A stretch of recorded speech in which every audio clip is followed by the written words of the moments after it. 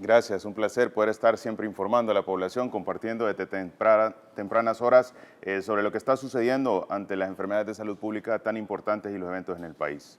Así es, en efecto, doctor, voy a comenzar quizás formulándole algunas preguntas que son parte de las inquietudes que se tienen y que se están manejando no solo en el contexto de digamos, del mundo, sino de la información que nos llega de manera constante. Hay preocupación de algunos padres de familia ahora con esto de que se están viendo casos de una enfermedad que está atacando directamente a los niños, especialmente en el tema de, creo que es de hepatitis. Cuénteme esto, ¿de qué se trata ahora esto? Sí, esto se trata de una notificación que se da a través del Reglamento Sanitario Internacional por primera vez el 5 de abril del 2022 en el Reino Unido sobre casos de hepatitis aguda, 10 casos de hepatitis aguda grave con etiología desconocida. ¿Qué quiere decir? Estamos ante una situación en la cual hay una afectación severa del hígado, inflamación severa del hígado y que no se ha identificado una causa en particular y esto surge en esa notificación. Ahora bien, lo curioso de este caso es que pues, se han hecho todos los análisis y una de las características es la afectación específicamente a niños y en este momento ya existe una primera evidencia científica que surge el 13 de este mes en el cual en The Lancet se publica un estudio en el cual se ha relacionado o se ha evidenciado que existe un antecedente de padecer SARS-CoV-2 en estos pacientes que tienen o están experimentando esta hepatitis grave en esta población de menores. En ese sentido, actualmente todavía existe muy poca información a nivel internacional sobre lo que está sucediendo con esta enfermedad y es bien prudente que todos los países continúen con lo necesario en investigación para poder llegar a cuál es el causal o cuál es el factor determinante que genera que en los niños pues tengamos esta hepatitis de esta manera. Ahora, no es el caso. No es el caso en el momento, todos sabemos que la hepatitis forma parte de las enfermedades de una región. Bueno, hay diferentes tipos de hepatitis y en ese sentido, en este momento en El Salvador no se ha confirmado ninguna hepatitis, pero eso no quiere decir que no pudiera existir la posibilidad. ¿Por qué? Porque lo que se ha relacionado y lo que está en la evidencia científica es simple. Se ha evidenciado que el padecer SARS-CoV-2 o el padecer coronavirus en los niños ha sido asociado a estos primeros casos identificados en el estudio del que se comentaba recientemente que se publicó el 13 de mayo, en el cual se habla de precisamente el tema de la asociación de la hepatitis con el SARS-CoV-2. Ahora bien, el SARS-CoV-2 y el coronavirus todos sabemos que es de distribución mundial, entonces todos los países están expuestos a que si esto está inminentemente relacionado a una característica del virus en la población de menores, pues todo el mundo está con la posibilidad de que esto pueda suceder dentro de sus territorios. ¿Cuál es lo importante? Y aquí es el enfoque clave. Debemos de tener sistemas de vigilancia en los cuales se identifiquen oportunamente, pero también debemos tener avance en la evidencia científica o en los estudios de investigación que se está realizando a nivel mundial para poder llegar a cuál es el causal y cuál es, el tratamiento, la solución ante este caso de hepatitis. Son hepatitis muy severas, ¿verdad? Y de alguna manera, pues toda la población a nivel mundial, si está inminentemente relacionado a coronavirus, pues va a poder ser un punto en el cual pudiera suceder. Estamos bastante tomando como referencia el tema de la niñez y en el tema de vacunación para los niños, ¿cuál es digamos, la recomendación vigente hoy en día, ministro? Sí, esto es importante porque la vacunación sigue siendo un punto clave para prevenir cualquier contagio, pero sobre todo para prevenir una complicación de un paciente. Entonces, en ese sentido debemos seguir ampliando las coberturas. Todos sabemos que el grupo poblacional de menores de edad fue el último grupo poblacional que se añadió y en ese sentido, pues ya a la fecha estamos por alcanzar 1 millón de dosis aplicadas en este grupo poblacional. Quiere decir que también tenemos que seguir aplicando esta vacuna, ¿verdad? Para los niños. De edades de 6 a 12 años. Y entonces, de esta manera, nosotros tenemos que tener, entre las edades de 6 a 18 años, perdón. De esta manera, nosotros tenemos que tener bien claro, ¿verdad?, que la vacunación es un punto clave, es un punto importante, pero sobre todo es un punto que nos da seguridad para dos factores. La seguridad para el paciente inminentemente que recibe la dosis, pero también para el entorno familiar que está en este lugar. Acordémonos que los niños generalmente están a lo largo acompañados de adultos mayores que pues, pueden ser uno de los grupos vulnerables y que de esta manera limitamos el contagio. Ahora bien, el tener menos del 3% de uso de cama hospitalaria, pues ahorita amanecimos en el hospital, con pacientes COVID-19 en todo el territorio, en hospitales con cerca de 9 pacientes en todo el territorio. Eso es un dato importantísimo porque nos dice, bueno, estamos ocupando una cantidad mínima de camas hospitalarias por COVID-19 y 9 en todo el territorio, y eso es un dato muy importante. Cero muertes para el día de ayer, y eso es importante, un anuncio buenísimo. Hemos visto cómo meses atrás veníamos todos los días cuántas letalidades iban a haber por COVID-19. De este mes, ¿verdad? Ya llevamos cerca de 16 días, de los 16 días, 14 días no hemos tenido letalidades. Entonces es una cantidad pequeña de letalidades en lo que va del mes. El mes de abril fue el mes con menos letalidades que se reportó, y este mes de mayo es uno de el mes que pues nos tiene una tendencia que va a ser el mes mucho más, que va a superar abril en menores cantidades de vidas perdidas a causa del COVID-19. Me voy a montar en un hecho que también nos deja de preocupar. Que bueno, nosotros tenemos 9 camas ocupadas por ello, no tenemos la tasa de mortalidad, ahora nos ha bajado. ¿Qué está pasando en China? ¿Qué está pasando en Corea? Bien interesante. Realmente hay dos panoramas separados. Uno es lo de Corea del Norte y otro es lo de China. Vámonos a China, porque en China ha habido un problema serio de confinamiento, y esto me hace recordar, Dios quiera que me equivoque, lo que en aquel tiempo vivíamos, que allá había el problema y nosotros aquí estábamos como dicen popularmente, ¿verdad? Como el tigre de Santa Julia, paseando, ¿no? Sí, y qué bueno que lo abordamos de esa manera, porque hablamos esas medidas restrictivas y esa contención que está sucediendo. ¿Qué está pasando? Muy importante, no se está evidenciando incremento en los contagios ni en las letalidades que aparenta este país, que tiene este país en la información que se conoce a nivel internacional.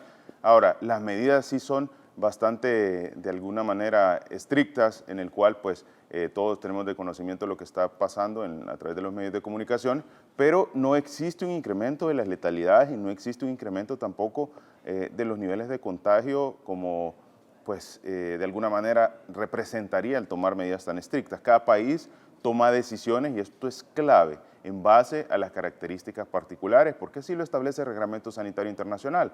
¿Y a qué quiero llegar? Hay países inminentemente donde su productividad es clave en el desempeño o en las actividades de ese país. Todos sabemos que China es uno de los países con mayor productividad en temas pues de la industria. También sabemos que es uno de los países pues con mayor densidad poblacional, y también es uno de los países que tiene pues la mayor cantidad de población, y esos son 3 factores a tener en cuenta, porque la densidad poblacional genera de alguna manera que haya mayor facilidad de transmisión, la productividad es uno de sus pilares, y a mayor cantidad de contagios pues inminentemente también disminuye la productividad. Y otro clave importante es que esa cantidad de población, que al ser la mayor cantidad de población, representa una dificultad técnica para poder ampliar la estrategia de vacunación. Entonces, ¿qué es lo que está sucediendo? ¿Hay medidas estrictas de contención epidemiológica? Sí. ¿Hay aumento de las letalidades? No. Entonces, eso es un punto clave a tener en cuenta, porque eso nos dice un parámetro en el cual el país tendrá las razones del por qué implementa estas medidas tan estrictas en ausencia de evidencia de complicaciones a causa del COVID. ¿China se supone que tiene a toda su gente vacunada? No, no toda la gente está vacunada en China. La densidad poblacional o la cantidad de población en este caso... Supuestamente, digamos, más importante en esto, porque de ahí entiendo que salió todo el problema. Pero son 1.400 millones de personas, eso no es tan fácil operativamente realizar en una estrategia como es la inmunidad. Además, recordémonos que pues todavía esto sigue siendo voluntario y cada quien tiene la... ¿No podemos padecer ese mismo mal nuevamente nosotros como país? No podría decir que existe un mal, porque es lo que trato de mencionar. A pesar de que las medidas estrictas están tomándose en China, no hay incremento de letalidades. Entonces no podríamos decir que las medidas estrictas son a causa del incremento de las letalidades. Y eso es un punto importante. Ahora, eso no puede estar escrito en piedra. Pueden haber incrementos. Eso no lo podría garantizar ningún sistema de salud, porque depende de las variantes, de preocupación, depende de muchas cosas. Lo que sí podemos mencionar es que la cobertura de vacunación en El Salvador es óptima y que los niveles que miden objetivamente cómo una pandemia se está desarrollando, que son la positividad por día en pruebas, el ingreso por neumonías a causa de COVID-19 y el uso de camas hospitalarias en El Salvador, nos da un bajo contagio y eso es un bajo riesgo para la población salvadoreña. Doctor, me preguntan acá de nuevo sobre el tema de China, que es cierto, dice acá un televidente, tienen una población muy grande, pero significa que esto sigue vivo, sigue vigente el tema del COVID. Totalmente, es que el COVID va a ser una enfermedad que no va a partir o que no va a desaparecer a nivel internacional. Se quedó con nosotros y va a formar parte de las enfermedades respiratorias de cada país. Ahora, ¿de qué depende que la afectación de esta enfermedad se dé más o menos en una región predeterminada? Del nivel de contagio y de las defensas o la inmunidad que la población pueda desarrollar. ¿En el país hay gripes y esto representa un problema o un peligro? Sí, definitivamente hay una infinidad de virus que pueden dar... Porque a veces uno anda un poco así con síntomas y a lo mejor rápido le pasa con una virogripe. Correcto. Hay una infinidad de virus de la gripe, hay una infinidad también, están los reconocidos de influenza y definitivamente esto puede suceder. Ahora bien, ese es el diario vivir de una región en los años. Sabemos cuáles son la circulación de este tipo de virus y eso no es por qué alarmarse a la población. Eso sí, hay grupos poblacionales vulnerables también ante situaciones como la influenza. Y los adultos mayores, adultos arriba de 60 años, forman parte de ese grupo vulnerable. ¿Y por qué quiero mencionarlo? Existen complicaciones relacionadas a una influenza, ni siquiera tiene que relacionarse a COVID-19, sino que a una influenza, en la cual los pacientes pueden desencadenar una neumonía a causa de este virus y, por supuesto, llegar a tener una ventilación mecánica invasiva e incluso llegar a una letalidad. En El Salvador, esos porcentajes se miden cerca de 7.5% de letalidad a causa de influenza. En países de Estados Unidos, por ejemplo, el índice está superando, más del 10% de letalidad a causa de influenza. ¿De qué depende esto? De otro punto importante y es la vacunación contra la influenza y el consultar oportunamente en los grupos vulnerables que son aquellos adultos mayores. ¿Eso qué quiere decir? A pesar que hay enfermedades respiratorias que no son COVID, no quiere decir que las otras enfermedades respiratorias no tengan el potencial de llevarnos a una situación bastante delicada de salud. Doctor, ¿qué está pasando o qué ha pasado, pregunta acá, con el Hospital El Salvador? ¿Está funcionando y cómo funciona ahorita? Está funcionando, el Hospital El Salvador está funcionando. No hay pacientes. Tenemos una cantidad baja de pacientes, cerca de 4 pacientes, 5 pacientes, como es un flujo dinámico de pacientes de COVID-19. No están graves y eso es importante. Tenemos menos pacientes y también a la vez no tenemos pacientes con ventilación mecánica invasiva y eso nos dice a nosotros, es un buen camino por el que vamos porque inminentemente si no hay un paciente que tenga ventilación mecánica, estos días de no ser que llegue una emergencia o un paciente con distrés respiratorio, probablemente vamos a seguir teniendo días sin letalidades a causa del COVID-19. Ahora bien, como el presidente lo mencionó en un principio, esto se vuelve un centro, un complejo educativo en salud. ¿Y qué quiere decir eso? Vamos a ir ampliando cada vez más el Hospital El Salvador para poderle brindar atenciones a la población salvadoreña en diferentes aspectos. Ese es el plan que se tiene en El Salvador, volverlo un centro médico, un complejo médico de formación grande que pueda brindar ese cuarto nivel de atención que no tenemos. El Centro Internacional de Ferias y Convenciones ya es historia. Ese hospital se armó, se creó para quedarse. Sí, yo creo que usted ha dicho algo muy importante, es histórico. Es histórico porque se volvió el hospital que salvó la vida de muchos pacientes en El Salvador. Y esto fue en un momento único, que fue la pandemia de COVID-19, y qué alegría poder decir que ese lugar tan histórico que todos nos recuerda va a seguir siendo histórico, pero porque fue el lugar en el cual permitió salvar muchas vidas a la población salvadoreña, que continúa salvando vidas y que en este momento los planes son que de aquí en adelante va a seguir apoyando a salvar vidas salvadoreñas con el tema de la salud. Ok, porque ese era el énfasis de mi comentario, es decir, ya se quedó para quedarse. Es correcto. No, siempre. Ya se quedó para salvar, llegó para salvar vidas. Perdón, la pregunta está ahí, ¿sí? Ok, ahí se queda. Ahí se queda. A ver, otra pregunta importante dice, Se ha conocido hoy en día de que muchas personas han fallecido por problemas del corazón y estas personas han estado vacunadas. ¿Tiene que ver esto con algo que, digamos, de la vacunación? Y especialmente aquí dice en la segunda parte, tiene que ver mucho con la vacunación, doctor, y sobre todo porque hay informes de científicos que muestran de sacar una vacuna a base de nanobiotecnología para el COVID. Eso trajo complicaciones para modificar el ADN de la persona. No es de esa manera. Yo creo que ahí hay dos conceptos diferentes. Si bien es cierto, se formula vacunas de RNA viral, lo que se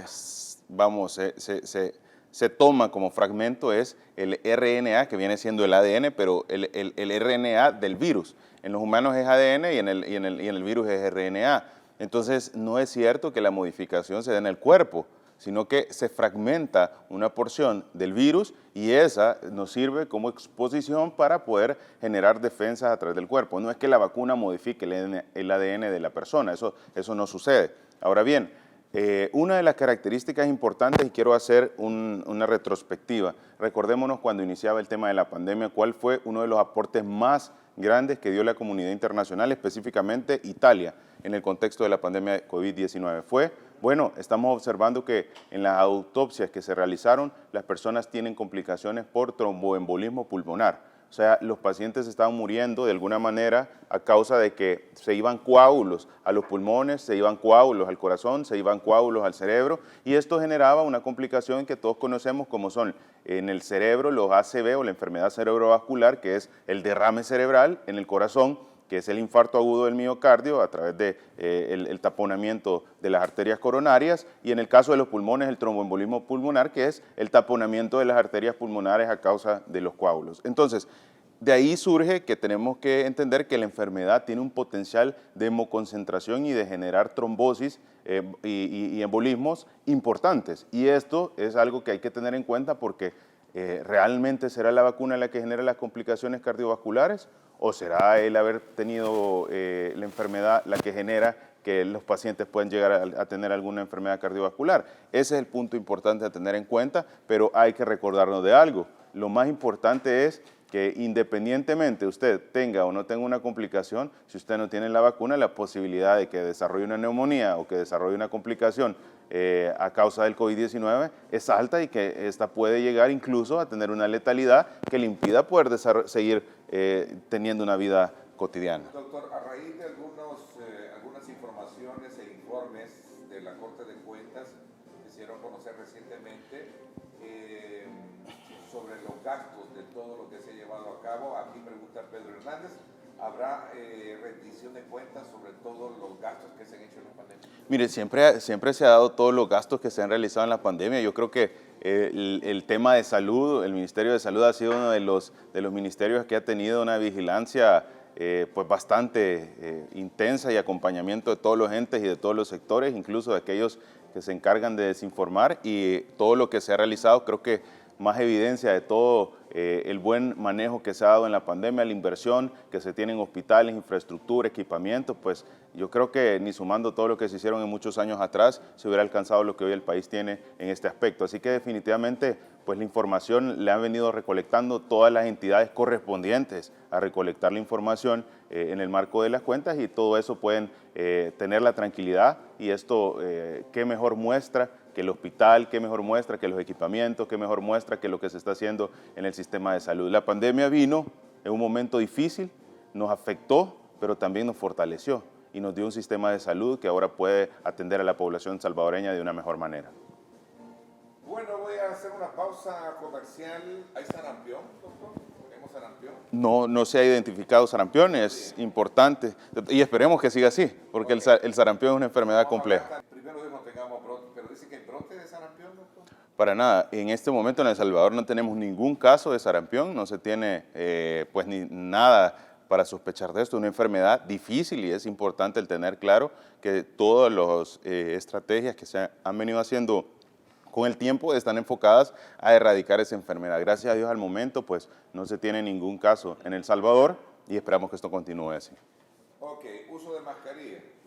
¿Sigue siendo a discrecionalidad? Mire, la mascarilla sigue siendo una medida de protección que la población puede utilizar para evitar contagiarse de algún problema respiratorio, no necesariamente de un problema relacionado a COVID-19, y eso es importante el mencionarlo, puede ser cualquier enfermedad respiratoria, pero también debemos entender que en este momento pues, el nivel de contagios bajos ante una enfermedad tan importante como fue el COVID-19 nos permite que esto no sea obligatorio. Ahora, la mayoría de la población, y aquí yo lo mencionaba recientemente, es una situación en la cual la población, si decide utilizar una mascarilla, pues perfecto, está contribuyendo, está protegiéndose más, está ayudando o utilizando la información oportuna que se le vino dando en la pandemia, que el conocimiento sobre la protección, pero también si no decide utilizarla puede tener aquella tranquilidad de que actualmente en el país tenemos un nivel de contagios bajos. Recordémonos que no va a ser la mascarilla algo que debe utilizarse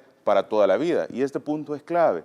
No debe de verse en los extremos. Ni vamos a utilizar la mascarilla para toda la vida, ni no vamos a utilizar la mascarilla para nada. Son conceptos que hay que tenerlos claros porque la pandemia ya nos enseñó que debemos utilizar una mascarilla cuando nosotros tenemos un problema respiratorio. Evidentemente vamos a llegar a un momento en que pues todos los salvadoreños vamos a tener lo más cercano a la normalidad, pero ahora con conocimiento de que ante cualquier problema respiratorio, sea o no sea COVID, pues utilicemos una mascarilla como medida de prevención para evitar contagiar a un compañero, a una persona cercana. Lo cierto es que siempre, bueno, pero también andar la mascarilla es un problema, como lo dicen también algunos médicos, es demasiado digamos, comprometiendo todos sus pulmones si lo vas a andar todo el día también. Depende de la persona y depende de las características particulares. Por ejemplo, una de las recomendaciones donde la mascarilla sí debe tener bastante cuidado es en el tema de los niños. Abajo de los 5 años realmente no se recomienda el utilizar una mascarilla porque tiene bastantes afectaciones, ojo, no solo fisiológicos, pulmonares, sino que también en el desarrollo pues prácticamente infantil, en el desarrollo infantil temprano, que de alguna manera los niños necesitan tener esa interacción. Ahora bien, eso no quiere decir que tampoco pues no haya que utilizarla, sino que dice, bueno, vamos a aprender a utilizarla en el momento que debe utilizarse. Ok, bueno, y a propósito, la primera dama de la República está en Nueva York, creo que en Naciones Unidas, ¿verdad? Es correcto. Está en este momento pues formando parte junto con Nueva Zelanda de los guardianes de la lactancia. Eso es importante porque El Salvador se sigue posicionando a través de toda la ley Nacer con Cariño en el marco de la política Crecer Juntos, y esto nos permite demostrar cómo estamos cambiando la realidad del país en situaciones tan de alguna manera rutinarias que se venían realizando y que no deberían de ser en un momento tan único y repetible como era el parto. En ese sentido, toda la ley Nacer con Cariño, que representa y que ha sido la visión de nuestra primera dama Gabriela de Bukele, hoy está siendo reconocida al formar parte de uno de los únicos países a nivel mundial de los que conforman las Naciones Unidas, de los 193 países, en los cuales son guardianes de la lactancia materna. Entonces, ¿qué va a significar esto? Pues El Salvador va a tener que desempeñar las mejores funciones en el marco de la lactancia materna. Vamos a tener las mejores condiciones dentro de estos lugares en los cuales se da la recolección de la leche materna y pues aplicarla, que todos sabemos es una de las características para mantener saludables a nuestros niños. Esto viene de la política Crecer Juntos, ¿verdad? Sí. Se crea la ley Nacer con Cariño. Es correcto, la política engloba todo. La política engloba desde previo al nacimiento hasta los 8 años de vida, y la ley Nacer con Cariño pues ya es el inicio de toda la política. ¿Y eso qué quiere decir? Previo al nacimiento hasta el posparto, y eso nos traduce a que hay inversión en cambios tanto de infraestructura, adecuaciones, pero lo más importante en el manejo y en el protocolo de la atención de la persona que va a tener el parto, y pues por supuesto incorporando a toda su familia. Una de las características particulares es el identificar una red de apoyo, una red que le va a brindar la capacidad de en todo momento estar a la par de la embarazada, y pues por supuesto esto puede ser su esposo, eso puede ser su madre, esto puede ser la persona, pero de esta manera que en todo momento se sienta acompañada y que esto se realice de la mejor manera como debería de ser, único y repetible. Conocí de un caso de unos amigos que dio a luz su esposa y él estuvo ahí acompañando. Eso es importante porque realmente en un privado se hacía, ¿no? Sí. En un privado usted podría hacerlo, Y ojo que no lo dejaban entrar. Y ojo que aún en lo privado, y déjeme mencionarle, usted podía estar físicamente, pero casi que usted veía que salía y ya no veía al niño, porque salían corriendo con el niño para la dulcería. Ahora, eso no es lo que la recomendación internacional.